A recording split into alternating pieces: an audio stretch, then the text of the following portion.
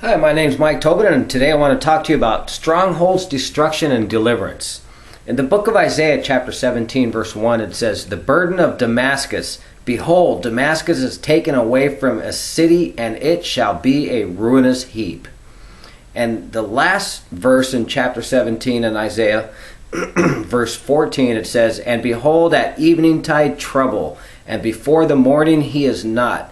This is the portion of them that spoil us, and the lot of them that rob us." This is spoken of by a prophet of God in those days, hundreds of years before Jesus was born. And mind you, that Damascus is in Syria, and Damascus is the world's largest, oldest ancient city, which has never been destroyed. And for those of you who are out there who like to say concerning biblical prophecy, this has already happened, that has already happened, well, this has not happened yet. And I want to go forward with the book of Joel, chapter 3, verses 14. It says, "Multitudes, multitudes in the valley of decision, for the day of the Lord is near in the valley of decision." And I'm speaking to many out there who may be Christians and they may not be Christians. You may be wondering about it all. You may be in school learning, trying to learn a little bit here and a little bit there. Well, I'm here to tell you that a little here and a little there is not enough. And we will get down to that by the time I'm done with this in a couple of minutes.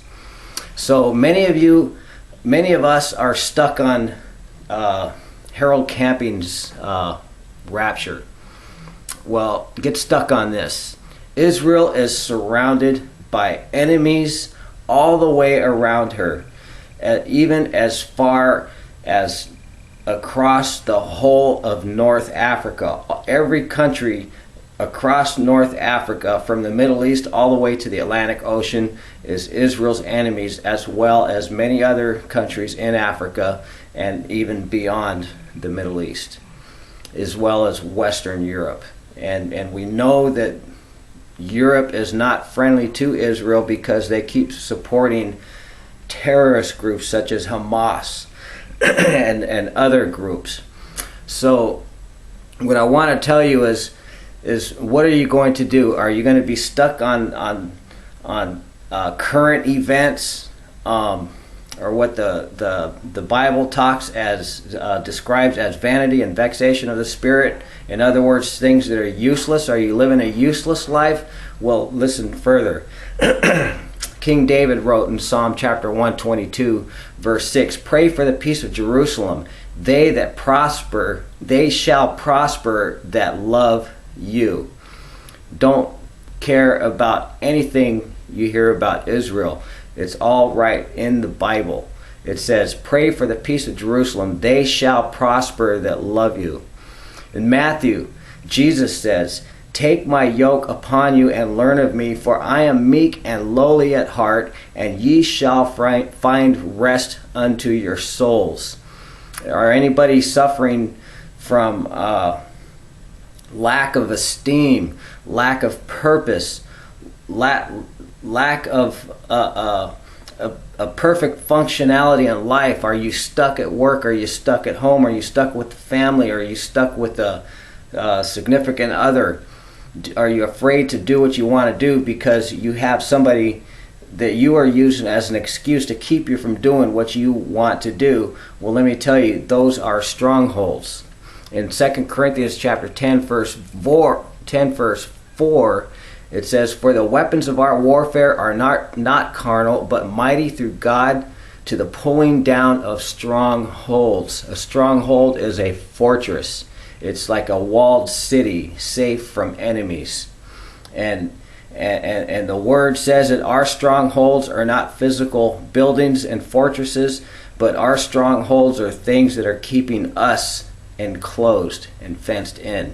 You got to get rid of those strongholds. In Zechariah chapter 9, verses 9 through 12, it says, starting at verse 9, "Rejoice greatly, O daughter of Zion. Shout, O daughter of Jerusalem.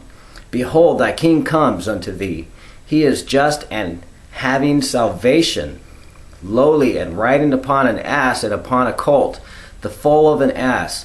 And I will cut off the chariot from Ephraim and the horse from Jerusalem, and the battle bow shall be cut off, and he shall speak peace unto the heathen, and his dominion shall be from sea even to sea, and from the river even to the end of the earth.